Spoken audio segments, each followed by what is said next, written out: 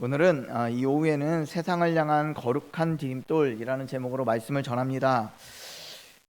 일찌감치 정해놨는데 설교를 완성하고 보니까 잘못 정한 것 같아요.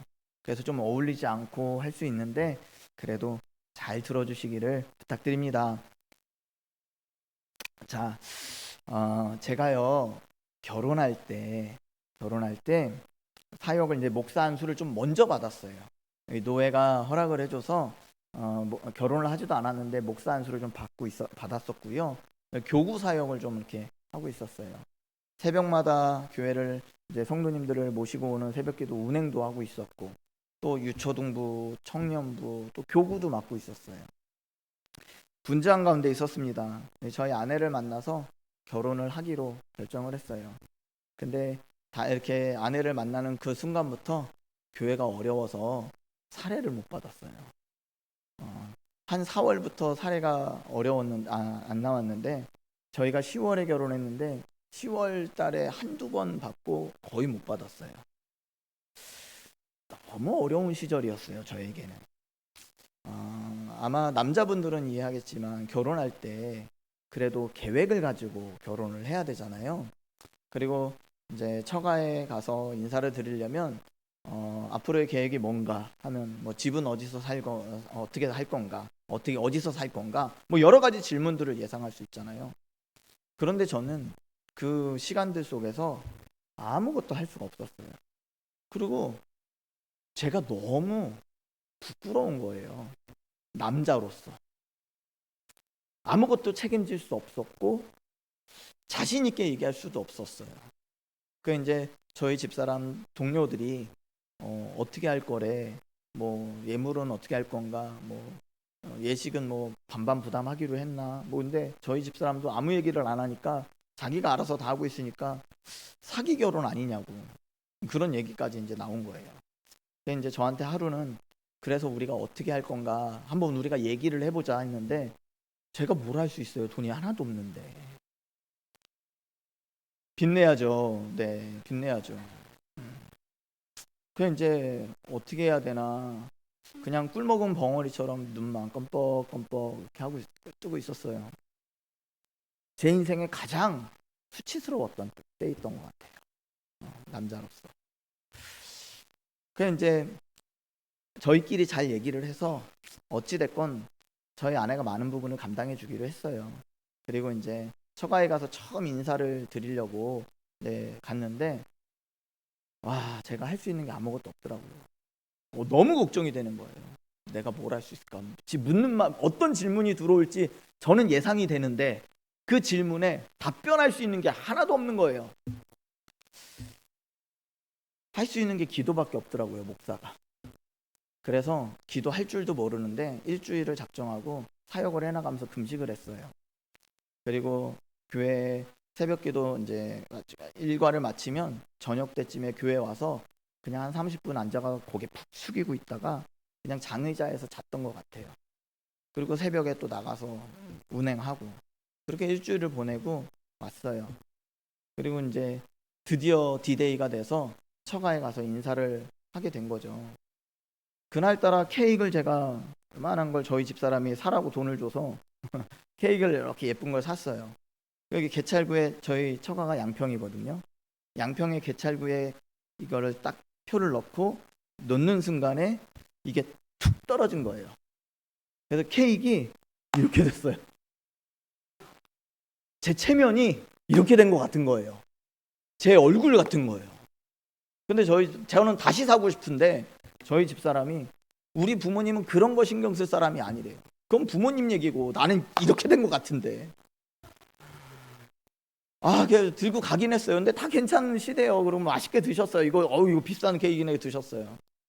처음 앉아서 이렇게 말씀을 나누는데 집안 어른이 한 분 계셨거든요. 집안 어른이 목사님이셨어요. 집안 어른이 물어보시면서 교회는 좀 어떤가 그러시는 거예요. 그래서 여전히 어렵습니다. 하시는 말씀이 참 귀하다. 참 귀하다. 교회가 어려운데 떠나지 않고 목사가 그 자리를 지키니 참 귀하다. 그런데 내가 선배로서 얘기하는데 목사는 다른 거 없어. 힘들고 어려울 때 기도하는 게 목사야 라고 하시더라고요. 그 말에 위로가 너무 되는 거예요. 그리고 나왔어요. 제가 사윗감을 지금 내가 지금 인사를 한 건가, 목사 면접을 본 건가 헷갈리더라고요. 그렇게 해서 결혼을 했어요. 그리고 나서 지난날 살펴보니까요, 제가 그 장인 장모님의 기준에 맞춰서 갖춘 사람이 되려면 한도 끝도 없더라고요. 이분들 욕심 많으신 분들이에요. 근데 거기에 맞춰서 하는 게 아니라 오히려 하나님이 저의 어떤 어려움 가운데 제가 뭘 하는지를 그걸 보게 하셔서 이분들의 가치에 괜찮은 사람으로 보여진 거죠. 그러니까 오히려 저는 그 힘든 시간을 지나고 나서 이렇게 안 하셨으면 나 결혼하기 힘들었겠다. 저는 좀 학벌 차이도 좀 나거든요. 그 이제 이렇게 지나고 보니까 하나님이 저를 가장 값어치 있게 가치 있는 상황 가운데 만들어 주셔서 그걸 보게 하시더라는 것이죠. 모든 상황이 하나님의 섭리 안에 있구나를 처음 경험했어요. 하나님이 얼마나 치밀하게 하셨는지 그때 처음 지나고 나서 알았어요.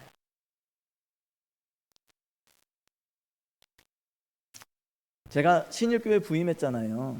저는 제가 여기까지 오는데 어떤 일이 벌어졌는지는 정확히는 모르거든요. 여러분들 가운데 청빙위원회는 다 아시겠지만, 그런데 하나님이 제 마음에 예전에 저한테 기도하는데 어부지리로 될 거야 그러시는 거예요. 아마 제가 제일 탁월하거나 특출나서 제가 이 자리에 서 있지는 않을 거라는 생각을 해요. 어쩌다 보니 이 사람 안 되고 저 사람 안 되고 이 사람 안 되다 보니 아마 제가 남아서 되지 않았을까 그렇게 생각이 들어요. 그런데 하나님이 작업하신 거예요. 하나님이 작업하신 거예요. 신일교회도요, 지난날의 모든 날들을 살펴봤을 때 다 하나님이 어루만지신 거예요. 그래서 우리는요, 지금의 상황에 우리의 기준에 우리의 판단으로 지금을 볼 게 아니라 하나님의 시선으로 세상도 보고 자녀도 보고 교회도 바라볼 수 있어야 합니다. 우리 사도행전 11장 19절에서 21절 좀 다시 한번 볼까요? 제가 이번엔 읽을게요. 그때 스데반의 일로 일어난 환란으로 말미암아 흩어진 자들이 베니게와 구브로와 안디옥까지 이르러 유대인에게만 말씀을 전하는데 그 중에 구브로와 구레네 몇 사람이 안디옥에 이르러 헬라인에게도 말하여 주 예수를 전파하니 주의 손이 그들과 함께 하심에 수많은 사람들이 믿고 주께 돌아오더라. 아멘. 자, 이스라엘 백성들이 너무 유대 지역에서 핍박이 심하니까 흩어졌대요. 그리고 헬라 지역에 안디옥이라는 곳에 이르니 헬라인들이 성도가 되는 그런 은혜가 있었대요. 안디옥이라는 지역에 교회가 세워졌는데 사실 유대인들은요, 이방인은 거들떠보지 않았어요. 외국인은 거들떠보지 않았어요. 그래서 자기네들끼리만 친하게 지내고 자기네들끼리만 예수를 전하고 자기네들끼리만 함께 모여서 기도했대요. 그런데 환란이 닥치니까 거기에 머물 수가 없었던 거예요. 그래서 뿔뿔이 흩어졌는데 복음의 열정은 있는데 전할 사람이 없는 거죠. 유대인을 만날 수가 없는 거예요. 만나는 사람마다 다 외국인인 거예요. 헬라인인 거예요. 그래서 복음의 열정이 있어서 이걸 해도 되나 말아야 되나 막 고민하다가 헬라인에게 복음을 전했는데 그때 성령이 역사하시는 거죠. 이 사람들이 믿기 시작하는 거예요. 아니 어떻게 이방인들에게 복음이 전해지지? 어떻게 이방인들이 예수를 믿을 수가 있지? 하면서 자기들도 의아한데 이 사람도 전해보고 저 사람도 전해보는데 막 일어나는 거죠. 예수님의 제자들도요, 헬라인들에게는 복음이 안 전해질 줄 알았어요. 안 믿을 줄 알았어요. 그런데 열정은 있으니까 뱉긴 뱉어야 되는데 입은 간지러운데 들을 사람이 그들밖에 없어서 해봤는데 이게 하나님의 역사더라는 것이죠. 기대하지 않은 곳에서 위대한 역사가 일어난 거예요. 이거 되게 중요한 얘기예요. 기대하지 않은 곳에서 위대한 역사가 일어난 거예요. 우리가 기대하기 참 어려운 게 사춘기 자녀들이거든요. 정말 보면 볼수록 얼마나 부모를 낙심하게 하는지 몰라요. 그럼에도 불구하고 기대하지 않은 곳에서 역사가 일어난다. 사업이 온 사방으로 막히고 되는 게 하나도 없는 것 같아서 기대할 게 없어요. 이건 아무리 봐도 쪽박이에요. 그런데 우리는 그곳에서도 주님을 기대해야 하는 것이죠. 1년 동안 사례가 안 나왔으니 뭘 할 수 있겠어요. 그런데 거기서 결혼 허락을 받고 또 성도들의 도움과 여러 가지를 통해서 도움을 받은 거죠. 저요, 여기저기 교회에 막 지원하지 않았어요. 왜냐하면 저라는 사람 자체가 막 다양하게 큰 교회를 경험해 보지도 않았고, 그렇다고 막 뻘이 좋지도 않고, 그렇다고 막 학위가 막 있는 것도 아니에요. 그러니까 이력서 상으로는 세 줄이 다예요. 대학 나온 거, 신대원 나온 거, 이게 다거든요. 근데 어떻게 저 같은 사람 뽑아주셨어요? 하나님의 섭리죠. 하나님의 섭리죠. 신일교회 정도 규모 되면요, 박사학위 정도는 받아야 되고요. 그래요, 대외적으로는. 그래서 여러분들 저 자랑할 게 별로 없을지 몰라요. 없을지 몰라요. 근데 좋은 목사 되겠습니다. 기대하지 않은 곳에서 위대한 역사 보게 될 줄로 믿습니다. 세상 사람들이 신일교회에 대한 평이 어떠하든지 간에 기대하지 않은 곳에서 위대한 역사가 있는 줄 믿습니다. 우리는 그 시선을 회복해야 돼요. 먼저. 세상에는요, 우연이 없습니다. 사실 지금의 나는 지나온 세월들이 말해주거든요. 그래서 지금 내 삶에 문제가 생기면 우리는, 제가 청빙설교 때도 말씀드렸는데, 지난 날에서 원인을 찾아요. 지나간 일에서. 왜 이렇게 됐을까? 뭐가 문제였을까? 근데 성경을 보면요, 앞으로의 일들 때문에 지금 당하는 어려움들이 있어요.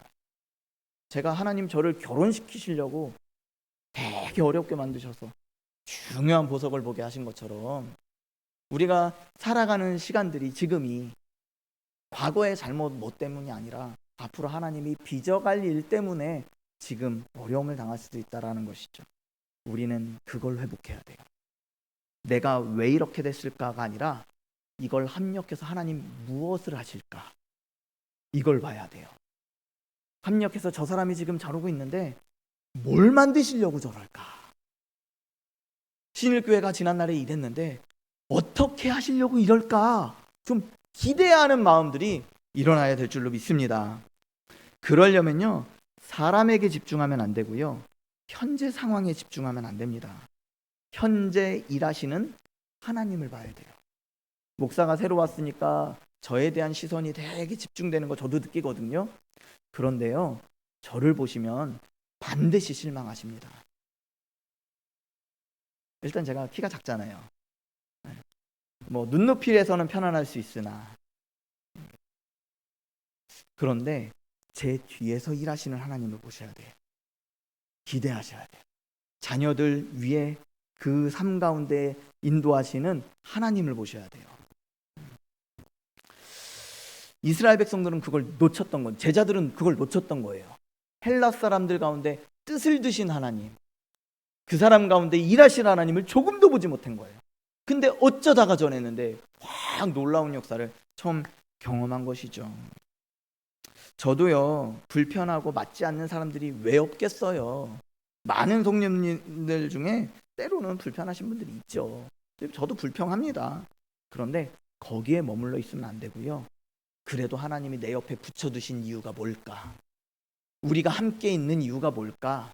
우리 교회에 저 성도를 두신 이유가 뭘까? 무엇을 하시려고 그러실까?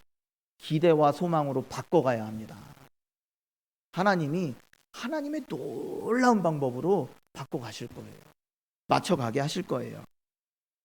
실제로 안디옥 교회가 그랬거든요. 이방인들, 유대인들, 이 제자들은요, 기대하지도 않았어요. 그런데 이 사도행전에 보면요, 예루살렘 교회보다 이 안디옥 교회가 훨씬 더 중요하게 다뤄져요. 사도 바울이 전도 여행을 3번을 했는데 그때 파송한 교회가 안디옥 교회였고요. 또 전도 여행을 하다가 돌아와서 그 교두보가 됐던 것도, 쉼이 됐던 것도 안디옥 교회였다라는 것이죠. 이 안디옥 교회가 이방인 지역에서 이방인들에게 세워진 첫 번째 교회지만 이방인을 향해서 복음이 전하게 되는 가장 핵심이 되는 놀라운 교회가 된 거예요. 하나님께서 그 안디옥 교회에게 베푸신 은혜가 이 신일 교회에도 일어날 줄로 믿습니다. 이 신일 교회를 통해서 원주 땅에 복음이 전파되는 역사가 일어날 줄로 믿습니다. 지금 현재의 옆사람 보지 말고, 지금 새로 부임한 목사 보지 말고, 그 뒤에 합력해서 선을 이루실 그 하나님을 바라보시는 그 믿음의 시선이 회복되시는 우리 성도님들 되시기를 주 이름으로 축복합니다. 자, 그런데 그렇게 되려면 또 조건이 있어요. 조건이 뭐냐면 19절 20절 한번 읽어보겠습니다. 19절 20절 우리 같이 한번 읽어보겠습니다. 시작. 그때에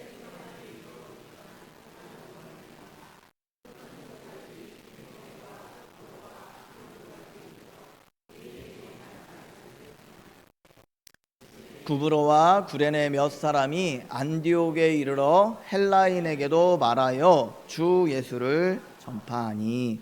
아멘. 자, 여기 19절을 보니까요, 뭐라고 말씀하냐면, 기록하고 있냐면요, 유대인에게만 말씀을 전했다. 유대인에게만. 이게 무슨 얘기냐면요, 하던 대로만 해왔다라는 거예요. 하던 대로만. 내가 친하게 지냈던 사람들하고만 친하게 지냈고, 내가 삶을 나누던 사람하고만 삶을 나눴고, 내가 함께 기도하고 모여서 교제하는 사람하고만 교제해왔다라는 거예요. 자, 그러면 교회가 되겠어요, 안 되겠어요? 안 되겠죠. 절대로 안 돼요. 절대로 안 돼요. 안디옥에도 이르러 헬라인에게도 복음을 전했다. 헬라인에게도. 유대인에게만 해오다가 헬라인에게도 처음 시도를 해봤는데 역사가 일어났다라는 것이죠. 우리가 해오던 나의 오래된 관습과 습관을 깨지 않으면 절대 교회의 부흥은 일어나지 않습니다. 유대인들은요, 유대주의자라는 벽을 갖고 있었어요. 장벽을 갖고 있었어요. 우리끼리. 당시 그리스도인들은 유대인에게만 복음을 전하려 했고요, 헬라인에게는 말도 건너지 않았어요. 늘 하던 대로 했죠. 그래서 유대인들은 좋았어요. 자기네들끼리 있으니까 그동안에 있던 기도 제목 나누고 함께 기도하고 성령의 은사를 경험하고 좋았어요. 그런데 그게 다였다라는 것이죠. 원주 신일교회도요, 우리의 문턱, 장벽은 없나 좀 돌아보아야 합니다. 전통교회가 가진 고질적인 문제가 있어요. 근데 문제가 여러분들이 막 문제여서 문제가 아니고요, 자연적으로 생기는 문제들이 있어요. 그게 뭐냐면 너무 오랫동안 함께 했던 거예요. 너무 오랫동안 세월을 같이 한 거예요. 그러다 보니까 그냥 저 사람하고 친하게 지냈던 것도 아닌데 오랜 세월 있다 보니까 다 알아요. 그래서 내가 이 한마디 하면 저 사람도 알고, 많은 에너지가 필요하지 않아요. 많은 설명이 필요하지 않아요. 그러니까 좀 어렵고 힘든 일 있으면 그냥 늘 가까이 있던 사람에게 얘기하는 것이죠. 그럼 그 사람은 다 알아주니까, 다 구구절절 설명하지 않아도 되니까. 안 그래도 힘든데 그걸 다 설명하려면 그게 얼마나 힘들겠어요? 그러다 보니 내가 삶이 힘들고 지치고 은혜가 떨어지면요, 늘 있던 사람하고 있는 게 편해요. 그런데 이게요, 새로운 사람이 오면 큰 장벽이 돼요. 여러분들이 나빠서가 아니고요, 그냥 그렇게 세월이 흘러오다 보니 나도 모르게 우리도 모르게 새로운 사람들한테는 장벽이 점점 높이 있는 거예요.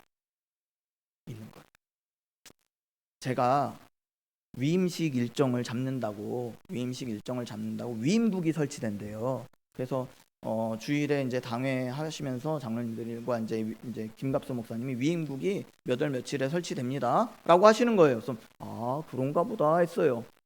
그리고 저는 저의 일정을 했거든요. 그래서 전화가 온 거예요. 전화가 와서 좀 올 수 있냐요. 제가 그날 좀 일정이 있어서 성남에 있었거든요. 그래서 1시간 반 정도 걸릴 것 같습니다. 1시간 정도 걸릴 것 같습니다. 그냥 있으세요. 그런 거예요. 그래서 뭐 그런가 보다 하고 저는 있었어요. 장로님들이 오후에 저를 기다리셨다 그러더라고요. 그래서 너무 죄송했어요. 그것만으로도 너무 죄송했는데 그 다음날 제가 목양실에 사무실에 갔더니 신발이 잔뜩 있는 거예요. 불길한 예감이 있는 거죠. 이게 뭐지? 이거는 장로님들 2분만 있었던 게 아닌데 몇 분이 있었던 거지? 저는요, 위임국이 제 목양실에서 이루어질 거라는 건 상상을 못했어요. 저는 제가 있었던 노회는 늘 모이는 장소가 따로 있었거든요. 그리고 보통 없으면 서기 목사님이나 그런 교회 가서 했거든요. 제 목양실에 있는데 손님들이 왔는데 주인이 없어요. 그럼 우리 장로님들이 얼마나 체면이 안 섰을까. 그러니까 어찌 보면 노회는 노회 일을 하던 대로 한 거예요. 근데 제게는 새로운 일이거든요. 저는 아무것도 모르잖아요. 뭘 모르는지를 또 모르니까 물어볼 것도 없어요. 다 알려주셔야 되는 거예요. 그게 새가족 새신자가 그래요. 모든 걸 다 설명해 줘야 되는데 늘 있던 사람들은 하면 하니까 우리끼리는 다 알잖아요. 근데 새로운 사람은 아무것도 모르는 거거든요. 그러면 어떻게 해야 되냐면 준비가 되어 있어야 돼요. 설명해 주는 게. 아이를 자꾸 키워보면요, 이렇게 어린이집 선생님들은요 늘 설명을 해줘요. 굳이 그렇게까지 설명 안 해줘도 되는데 요건 이렇게 하는 거예요, 저렇게 하는 거예요. 어른들한테도 그래요. 왜? 아이들이 아무것도 모르는 걸 알고 다 설명해줘 버릇하니까. 근데 어른들은 말을 하다가, 제가 유초등부 설교를 하다가 좀 사자성어를 썼나 봐요. 그랬더니 그게 뭐예요? 물어보는 거죠.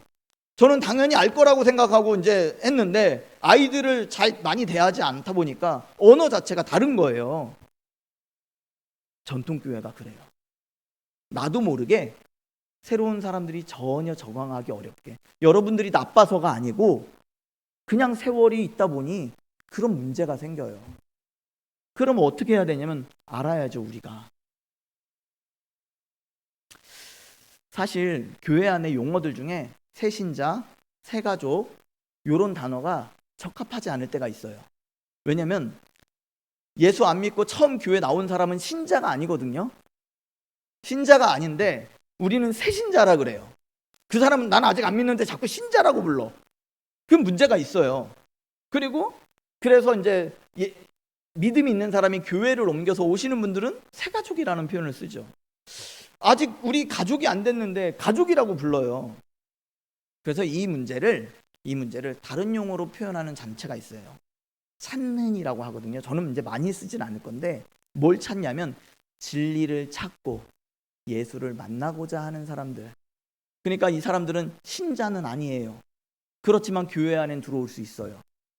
그러니까 새신자는 아니고 새가족도 아니지만 분명히 그 안에 인생의 궁극적인 질문을 가지고 정말 하나님이 계신가에 대한 그런 질문부터 가지고 교회 안에 올 수 있다는 거죠. 그러면 교회는 그런 사람들에게 열려 있어야 하잖아요.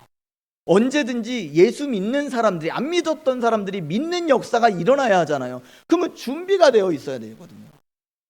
근데 그런 사람들은 생각보다 피곤해요, 우리가. 왜? 설명해 줘야 되거든요. 그리고 낯설지만 환영해 줘야 되거든요. 근데 내가 힘이 없으면 그러고 싶지가 않아요. 그리고 이제 교육자들이 어느 목사님 불러다가 저기 새가족이에요, 좀 신경 좀 써주세요. 그러면 나한테 저 사람 누구지? 어떤 사람이지? 벌써 이렇게 위아래로 쳐다보고 막 할 수 있어요. 그러면 새로운 사람은요 벌써 그 눈빛 하나에 여긴 아니다 싶어요. 그러고 나가는 거죠. 받아줄 준비가 되어 있지 않으면요 누가 와도 적응하기 어렵습니다. 전통교회는요 그걸 깨부셔야 돼요. 우리가 늘 친했지만 친하지 않은 사람들에게도 설명할 수 있는 훈련이 되어야 해요.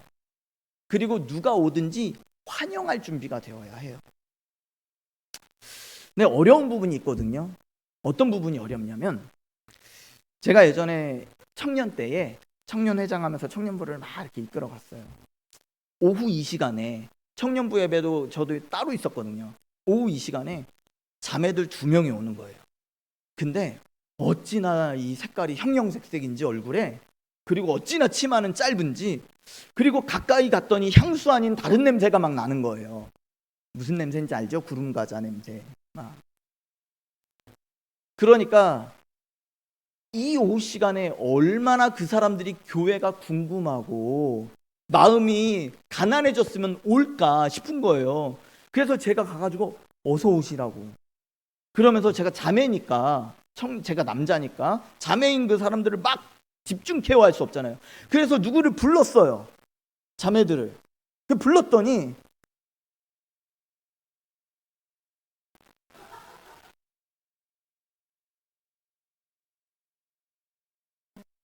그날 예배드리고 바로 가서 다신 연락이 안 되더라고요.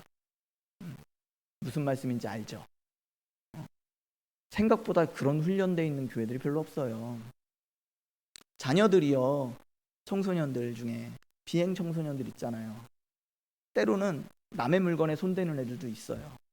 그러면 교회 생활하다 보면 어른들은 다 알잖아요. 누가 무슨 짓 하는지.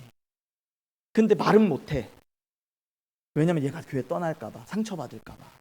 그래서 그걸 용납해주고 기다려주잖아요. 그런데 한편으로는 우리 애가 쟤랑은 안 친하게 지냈으면 좋겠어. 근데 한편으로는 내적 갈등이 생기는 거예요. 어느 권사님이 그러시더라고요. 그런 일이 있었대요. 그러면서 내적 갈등이 생기는 거예요. 어떤 갈등이 생기나 했더니 사실은 그런 애들이 바뀌어야 되는 게 교회인데, 그래서 받아줘야 되는 게 교회인데, 그런 사람들이 변해야 되는 게 진짜 교회인데 한편으로는 또 불편한 거죠. 그런 애들이 많아져서 우리 애들이 물들면 어떡할까? 그런 사람들이 많아져서 우리 교회가 다른 사람들한테 손가락질 받으면 어떡할까? 근데 우리는 본질로 가보면 그런 교회가 변화되어야죠. 그런 사람들이 변화될 수 있는 공동체여야죠. 어려운 거죠. 얼마나 준비되어 계세요? 여러분들. 우리 돌아보아야 돼요. 하나님께서 우리를 맞아주실 때 분명히 여러분들이 신앙생활 이만큼 오는데 누구든지 여러분들을 환영해주고 붙잡아줬던 사람이 있을 거예요. 저도 이렇게 좀 낯가리는 사람이라 새로운 공동체 가면 좀 삐죽삐죽하고 한 구석에가 있어요. 그래서 노예가 얼마나 불편했는지 몰라요. 노예 갔는데 아는 사람 하나도 없고. 그런데도 누군가는 다가와서 말 걸어주고, 누군가는 와서 붙잡아주고, 그리고 밥 먹으러 갈 때 데려가주고, 또 화장실은 어딘지 소개해주고. 그런 사람들이 있었으니까 여러분들 여기 계신 거 아니에요? 그런데 지금 누군가가 온다면 우리도 그렇게 해야 되는데 준비가 됐느냐라는 거죠. 나는 여전히 친하게 지냈던 저 권사하고 친하게 지냈던 이 집사님하고 늘 그 사람하고만 있는 게 편하다 그런다면, 일부러 그러는 것은 아니지만 분명한 것은 나는 이미 장벽이 이만큼 높아졌을 거예요. 누군가가 그 장벽을 깨트려야 됩니다. 유대인에게만 말씀을 전하는데 헬라인에게도 복음을 전하는 것은 우리가 늘 해오던 걸 안 하지만, 어색하지만, 불편하지만, 에너지가 또 들지만 해보지 않으면 교회는 소망이 없어요. 그래서 끊임없이 돌아보아야 합니다. 새로운 사람들에게 대해서 환대할 수 있는 유연한 공동체가 되어야 해요. 새로운 사람이 오는 것을 기뻐하고 환영하고 그들을 위해서 달려들 수 있는 그런 사람들이 필요해요. 사실 우리는 태신자, 새 생명 해가지고 전도해 오잖아요. 우리가 아이들을 보면 아이들은 예쁘니까 서로 다가가서 안아주려고 그래요. 그런데 우리의 영적인 아이들, 이제 막 들어오는 사람들은 생각보다 혐오감을 주는 사람들이 꽤 많거든요. 쉽지 않은 사람들이 있거든요. 성격으로 모났거나 이기적이거나 뻔뻔하거나 때로는 나쁜 짓도 서슴없이 하는 그런 사람들을 우리가 품어주려니 이게 매력적이어야 내가 해주는데 매력이 없어요. 오히려 더 불쾌감을 줘요. 그러니까 어려운 거죠. 여러분들 되게 어려운 자리에 앉아 있어요. 해야 됩니다 이렇게 적어도 말하기가 쉽지 않은 게 생각보다 쉽지 않아요. 그래서 성장하셔야 돼요. 자라나셔야 돼요. 아이들이 왔을 때 아이를 케어하는 건 아이를 키워본 사람들이 알아요. 그렇게 좀 미숙해도 해봐야죠.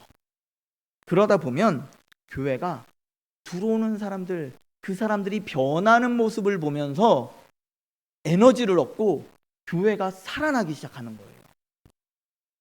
우리 장로님들 중에 그 아버지 학교를 열심히 하시는 장로님들이 계시잖아요. 그래서 수년간 그것들을 다 헌신하면서 해요. 근데 한 봉사를 수년간 한다는 건 쉬운 일이 아니거든요. 그럼 어떻게 할 수 있었냐라고 물어보면 그 일을 통해서 깨어졌던 사람이 아버지 학교를 통해서 자녀와의 소통이 열리고 가정이 회복되는 걸 보니 내가 쏟아부어도 아깝지 않은 진짜 이게 사역이구나를 알게 되는 거죠. 그 기쁨을. 교회 생활은 반드시 이 기쁨을 맛보아야 돼요. 새 생명이 태어나고 자라고 그 사람이 변화되는 것을 분명히 알아야 돼요. 나쁜 손버릇이 있어도 그 사람이 말본새가 너무 악하고 뾰족해도 또 하는 짓마다 자기밖에 모르는 사람이 어느 순간 누군가를 위해서 자기 것을 내요. 그리고 시간을 들여. 그리고 막 서로하고 사랑해. 그리고 자기 잘못을 고집스럽던 사람이 때로는 사과도 해. 이런 변화가 있어요. 그걸 볼 때 우와, 하나님 살아계시는구나. 해보지 않으면 모릅니다. 여러분들이 장벽을 무너뜨리지 않으면, 나도 모르게 장벽이 쌓여 있다라는 것은 그걸 기억하지 않으면 절대 소망 없어요. 그래도 담임 목사는 새로 왔으니까 아무것도 모른다 생각하고 다 설명해줘요. 담임 목사니까. 그런데 새로운 성도에게도 그렇게 할 수 있는 여러분들이 되어주셔야 됩니다. 좀 불편해도 좀 앉혀서 같이 먹어주고, 좀 성향상 안 맞지만 두세 마디 좀 더 던져주고, 인사하는 것도 불편하지만 그래도 웃으면서 인사하는 거, 이런 거 해보셔야 돼요. 그래야 건강해지고 그 사람들이 잘하는 모습에 진짜 신앙생활을 경험하게 될 거예요. 여기서 신일교회가 부흥하길 원치 않으시는 분 아무도 없잖아요. 교회가 좋아지길 다 원하시잖아요. 그러면 우리 안에 이 딱딱해진 세포부터 무너뜨리셔야 돼요. 그리고 스트레칭 하셔야 돼요. 안 하던 거 해봐야 되겠다. 지금 새 가족 오면 사실 반갑지 않아요. 왜냐면 감당이 될까 싶어요. 여러분들의 목장이 이제 좀 회복되고, 그리고 새로운 사람이 오면 그 사람을 케어하고 좀 품어서 함께 양육할 수 있는 환경이 된다면 저는 분명히 소망이 있다고 생각합니다. 전도도 우리가 기도가 회복되고 또 사람들을 맞이할 준비가 되고, 어떤 사람이 와도 그 사람 뒤에서 인도해 주신 하나님의 역사를 볼 수 있는 눈이 회복되면 그 사람의 외형을 보는 게 아니라 그 손 붙잡고 온 성령님을 보는 거죠. 그래서 그 사람이 얼마나 귀한지를 알고 대우해주고, 현재의 모습에 정죄하고 비판하는 것이 아니라 그 사람을 더 관심 있어 세워가는 그런 교회여야 합니다. 그래서 여러분들 안에 있는 장벽이 뭘까? 장벽이 뭘까? 사실 이 본문은 오전에 해야 되고, 그래서 점심 먹을 때 좀 안 앉던 사람하고 좀 앉아보시라고, 새로운 사람하고 앉아보시라고, 좀 다른 사람하고 교회 생활에도 한 번도 말 안 걸었던 분들하고 좀 앉아보시라고 좀 했어야 됐는데, 나가실 땐 좀 그렇게 말이라도 한번 섞어보시는 그런 시간이 있었으면 좋겠습니다. 자, 세 번째로는요, 21절 말씀 우리 한번 볼게요. 21절 같이 한번 읽겠습니다. 시작. 주의 손이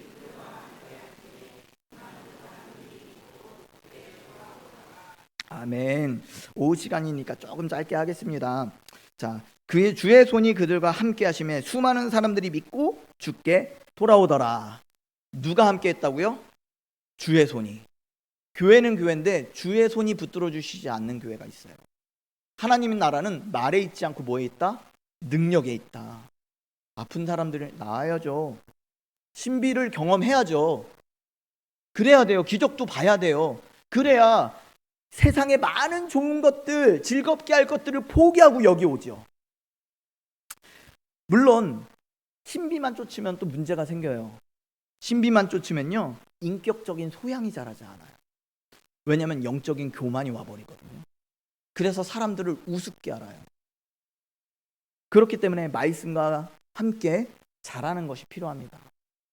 또 반대로 말씀의 깊이만 파고드는 분들은 한편으로 인격적인 소양은 갖추는 수는 있어요. 그런데 교회는 영적이거든요. 우리가 다 볼 수 없는 영적인 존재들이 있거든요.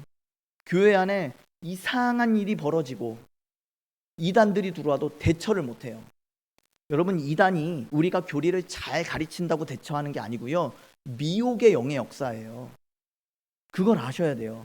그러니까 사도 요한도요, 많은 말을 섞지 말라 그래요. 왜냐하면 영적인 문제거든요. 이단으로 빠지는 사람들이 똑똑한 사람들 많아요. 사기당하는 것과 똑같거든요. 저희 집에서도 사기를 당했던 가족이 있어요. 이렇게 보이스피싱 당해서 좀 큰 돈을 좀 잃어버렸어요. 근데 아무리 옆에서 얘기해줘도요, 철석같이 믿고 있으니까 어떻게 안 돼요. 그러니까 믿어버리는 순간 어떻게 안 돼요. 눈이 씌인 거예요. 그렇게밖에 설명이 안 돼요.